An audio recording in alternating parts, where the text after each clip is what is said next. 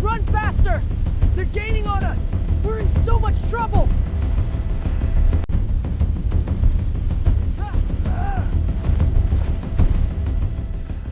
Meet Duncan, Diablo, and Damien, three hard-working boys from the village of Nambi. One would think they are related because of how often they stick together.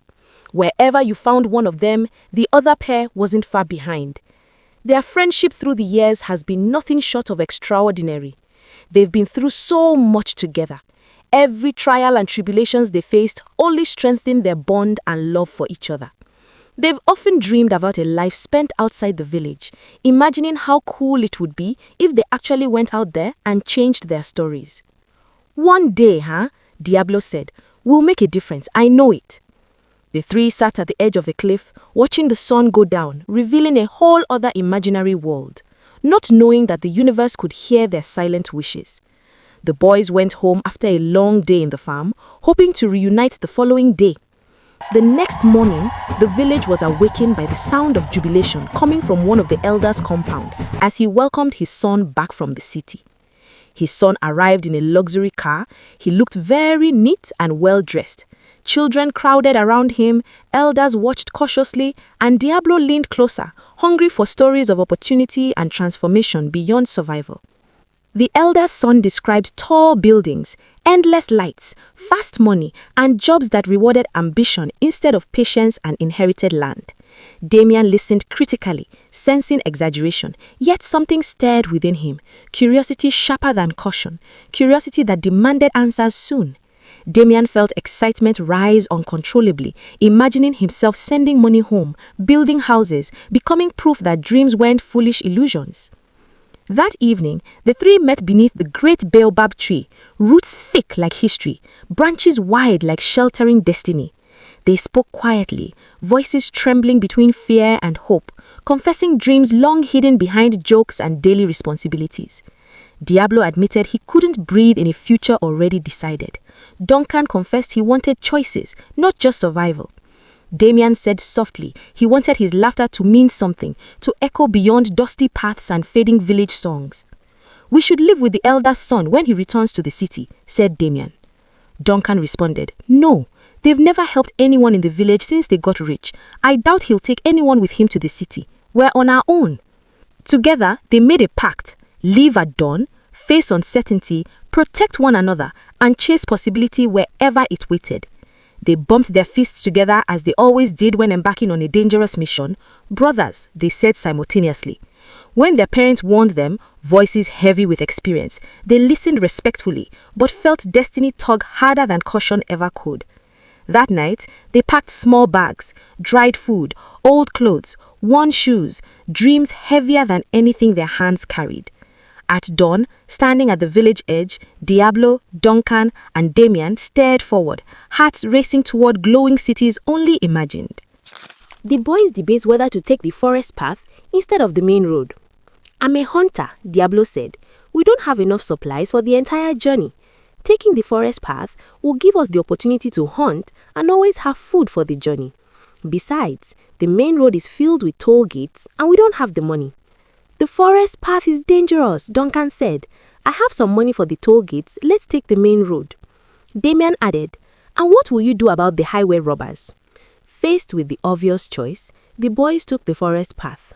What could go wrong, they thought to themselves. The forest path was a longer route, but the journey was made shorter by present company, hunting exercise, and plenty of bushmeat. They had an abundance of meat, palm wine that Diablo brought for refreshments, and Duncan's flute for music. Everything was going so well as the boys continued their journey. Suddenly, Duncan felt a painful sting on his toe. He screamed in agony, holding his leg, and fell to the ground. "What's the matter?" Diablo and Damien rushed to help him. "My God, it's a scorpion," Diablo said. "What do we do?" Damien asked. "It's not fatal," Diablo said, "but stay still, don't move." "We have to make camp and let him ride out the pain," said Damien. Diablo squeezed some green herbs on Duncan's foot, while Damien quickly built a small tent using the palm tree branches. Duncan groaned in pain, sweat dripping from his forehead as waves of pain pulsed through his leg like fire. "I told you we should take the main road," Duncan said, while grimacing in pain. Diablo knelt beside him. Yeah, you're always right, holding his foot firmly, whispering reassurance while watching closely for swelling or worsening symptoms. Damian gathered firewood and started a small fire, hoping warmth would comfort Duncan through the long, painful night. The forest grew quiet around them, except for insects chirping and leaves rustling in the distant darkness beyond their camp. Duncan clenched his teeth, refusing to cry out again, determined not to become a burden on their shared journey. Diablo stayed awake, feeding the fire, replaying his decision in his mind, wondering if he had endangered his friends. Damian tried to lighten the mood, cracking jokes, but fear lingered beneath his laughter, heavy and unspoken between them. Hours passed slowly, the pain easing little by little, though Duncan remained weak, exhausted, and unable to stand. Just before dawn, he finally slept, breathing steadier, his body surrendering to rest after the long night of suffering. The sky began to glow faintly through the trees, painting the forest in soft blues and golds as birds announced morning. Diablo and Damian exchanged glances, silently agreeing that staying too long invited danger and unseen threats. By morning, the boys decided it wasn't safe to be in one place for long, so they built a wooden stretcher and used it to carry Duncan as they continued the journey through the forest. With Duncan now fully recovered, the trio continued to make their way through the forest. The journey at this point was becoming too tedious. The boys each began to secretly contemplate their choices, wondering if they had made a mistake. They haven't seen a single human being in over a week, and the journey through the forest seemed to get longer each time. What they didn't realize was that they've stepped into the Iron Vines, a territory belonging to the most ruthless king ever known to man, the Forest King. The Forest King is only known in whispers and is rumored to have been born in the forest. They say he has never stepped foot outside the forest and is completely cut off from civilization. Whoever crosses into his territory never comes out. Listen, says Diablo. I hear footsteps. Duncan peeps through the vines and sees some men approaching. His breath caught in his throat as shadows moved between twisted roots, bodies blending perfectly with bark and shadows. They are armed, Duncan whispered, backing away slowly, heart pounding loud enough to betray their hiding place. Damian tightened his grip on a branch, scanning every direction, realizing the forest suddenly felt alive and watching them. The footsteps grew closer, deliberate, measured, as if the men already knew exactly where the boys were hiding. Don't move, Diablo muttered, eyes sharp, calculating distance, exits, possibilities, none of them comforting in this moment. A branch snapped nearby. Damian flinched. Run, Diablo whispered urgently, already stepping backward in the opposite direction from his friends. Before they could protest, Diablo hurled a stone deep into the bushes, then sprinted loudly through the vines, crashing branches behind him. Over there, a voice shouted. Boots thundered after Diablo, tearing through the forest floor like predators chasing wounded prey. Duncan grabbed Damian's arm. He's buying us time, he whispered, terror flooding his voice. They ran. Thorns tore at their skin, roots tripped their feet, breath burned their lungs, but they didn't stop. Behind them, shouts echoed, commands barked, dogs snarled, the forest erupting into chaos. Diablo ran faster than he ever had, heart hammering, lungs screaming, branches slicing across his face and arms. A net exploded from the trees. He hit the ground hard. Ropes tightened instantly around his limbs, dragging him backward through mud and leaves as he fought helplessly. A shadow stepped forward, tall, still, terrifying, eyes cold, presence suffocating. The Forest King will want this one alive, a voice said. Diablo stopped struggling. Tears burned his eyes, not for himself, but for Duncan and Damian, hoping they were far enough now. As he was pulled deeper into the vines, darkness swallowing him whole, Diablo whispered, "Run, brothers." Duncan and Damian ran as fast as they could, without looking back.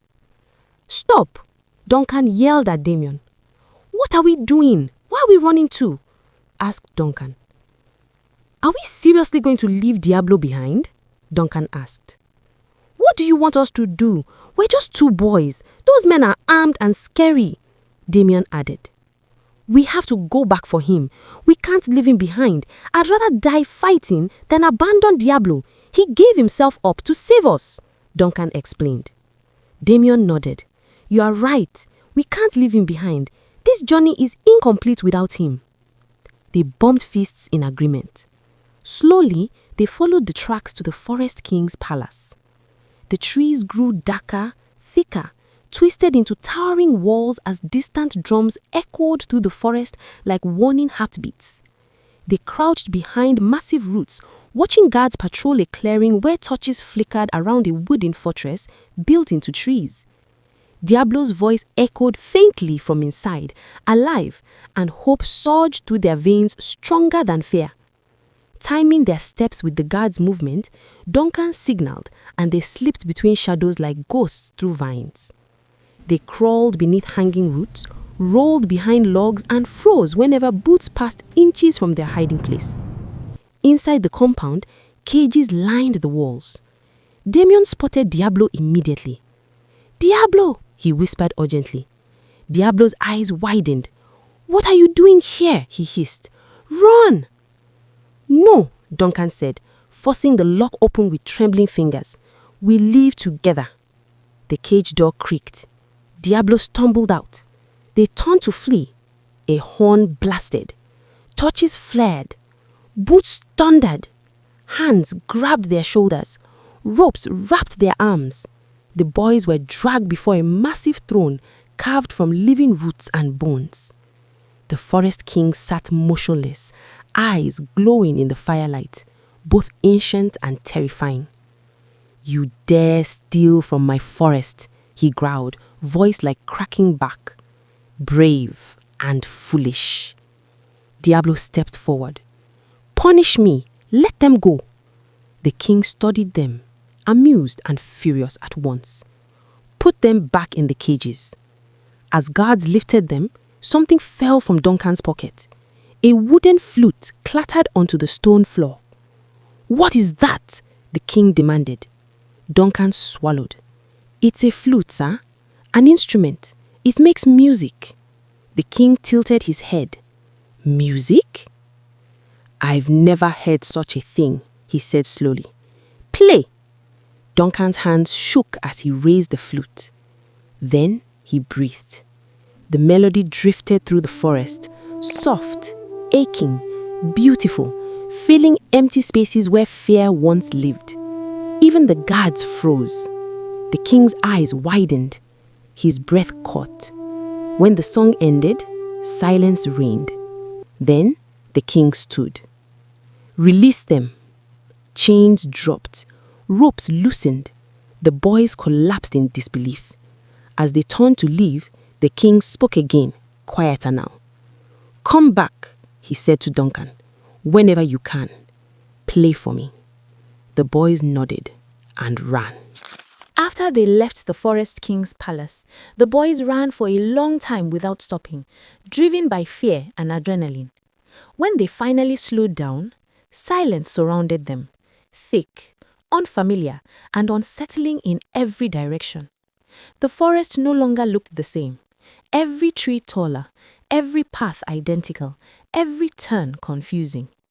Diablo turned slowly, scanning the trees. This isn't the way. "This isn't the way," he said, his voice tight with concern. Duncan frowned, studying the ground. "We passed this rock already," he said, doubt creeping into his tone. Damien shook his head. "No, we didn't," he replied, though uncertainty lingered behind his confidence. They began arguing softly, then louder, each convinced their direction was right, frustration rising with every step. Duncan insisted on logic, reading shadows and moss, trusting patterns more than feelings or guesses. Damien relied on instinct, believing movement was better than standing still, even if the direction was uncertain. Diablo blamed himself quietly. "If I hadn't run that day, we wouldn't be lost," he whispered. Silence followed, heavy and uncomfortable. The forest listening as tension settled between them. Suddenly, a branch snapped nearby, and the boys froze, spinning toward the sound. An old blind hunter stood before them, leaning on a carved staff, his voice calm and steady. "You boys are walking in circles," he said. "That's what fear does." Duncan stepped forward nervously. Sir, we're lost. The hunter smiled gently. Everyone is until they stop arguing. He knelt and pressed his palm to the ground. Feel the wind, smell the trees, hear the birds.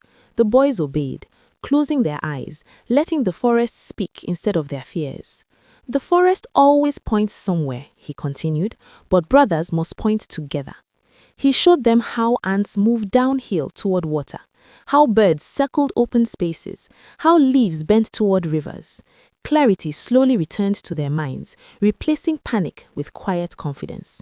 Before leaving, the hunter said softly, Remember, the right path the right appears path when appears voices when become voices one. become one. They followed his directions, walking steadily, trusting each other again with every step.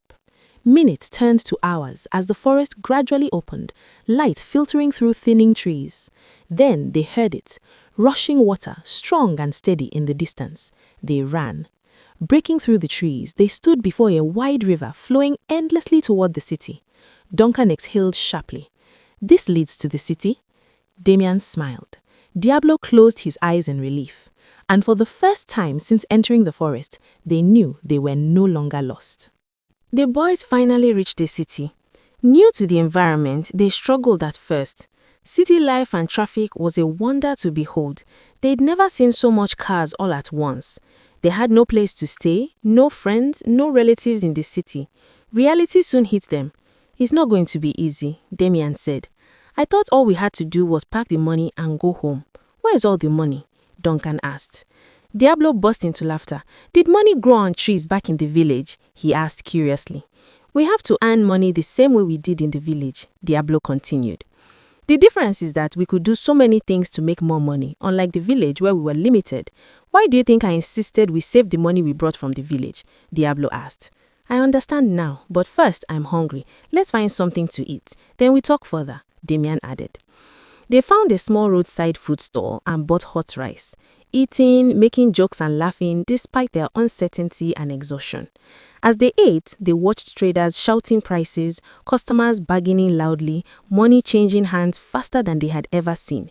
This city runs on trade, Duncan observed. Everything here moves because someone is buying and someone is selling. Diablo's eyes lit up. Then that's what we'll do. Trade. Start small. Grow fast. The next morning, they carried water for vendors, helped unload trucks, and swept shops in exchange for small coins. Damian discovered he could convince customers easily, his smile drawing people toward anything he sold. Duncan handled calculations, counting profits carefully, making sure nothing was wasted or misused. Diablo negotiated fiercely, finding suppliers, securing better prices, and pushing their hustle forward relentlessly. Customers returned because the boys were honest, friendly, and always working together without arguments or greed. Soon they expanded into phone accessories, clothes, and household goods, reinvesting every profit they made. They rented a small room together, sleeping on the floor, dreaming aloud about the businesses they would someday own. Every night they planned, adjusted strategies, and corrected mistakes, refusing to waste opportunities the city placed before them. Months passed and their stall turned into a shop, then 2 shops, then a warehouse. People began recognizing their names, calling them reliable, calling them disciplined, calling them unstoppable. Young men gathered around them, asking questions, seeking advice, inspired by their teamwork and unity. 3 heads, 1 vision, Diablo often said, reminding them why they never worked alone. Duncan ensured their finances stayed clean and organized, protecting them from losses and bad investments. Diablo expanded aggressively, entering new markets, forming supply chains, thinking years ahead of everyone else. Their stories spread across neighborhoods, then districts, then business circles throughout the city. Within 3 years, their lives changed completely. They were no longer struggling boys sleeping on floors and counting coins. They were millionaires. They bought buildings, opened companies, employed hundreds, and sent money back to their village proudly. Yet, nothing changed between them. They still ate together, still planned together, still laughed together, still argued, forgave, and protected each other the same way they always had. People admired their wealth, but respected their brotherhood even more. You 3 are different, a young trader once said. You move like one mind. Diablo smiled. That's because we are. Standing on the rooftop of their tallest building one evening, watching city lights stretch endlessly, Damian whispered, we actually made it. Duncan nodded, together. Diablo looked at them both and said quietly, this was never about money. It was about brotherhood. After 4 years in the city, the boys felt something pulling them home, stronger than ambition, louder than success, deeper than money. It's time, Diablo said one night, staring across the glowing skyline that once terrified them and now felt strangely complete. Duncan nodded slowly. Everything we built started in Nambi, and everything we became belongs there too. Damian smiled softly. Let's go home and finish this story where it began, under that old baobab tree. When they arrived, the village froze, then erupted into shouts, tears, laughter, and running feet rushing toward familiar faces. Children screamed their names, elders wept openly, mothers held them tightly, fathers lifted them proudly into the air. The boys who left with dreams had returned with purpose, carrying not just wealth, but vision, gratitude, and responsibility. They gave money to the elderly, rebuilt homes, repaired wells, funded farms, and restored dignity to struggling families. They built schools where classrooms once didn't exist, filling them with books, teachers, hope, and future possibilities. They built clinics where sickness once meant fear, giving care, medicine, and life to people long forgotten. More than buildings, they rebuilt belief, reminding the village that destiny could stretch far beyond dusty roads and limitations. Young people gathered around them daily, asking questions, seeking guidance, seeing proof that dreams could actually survive hardship. This is for you, Diablo said to farmers, placing tools into calloused hands that once held only exhaustion and prayer. This is for your future, Duncan said, opening classroom doors filled with desks, chalkboards, and possibility. This is for belief, Damian said, laughing with children who finally imagined lives bigger than survival. Then the boys remembered something else, someone else, a debt of courage they could never forget.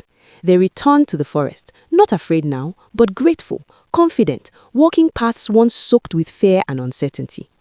The guards recognized them instantly and escorted them to the forest king's palace, deep within towering roots and shadows.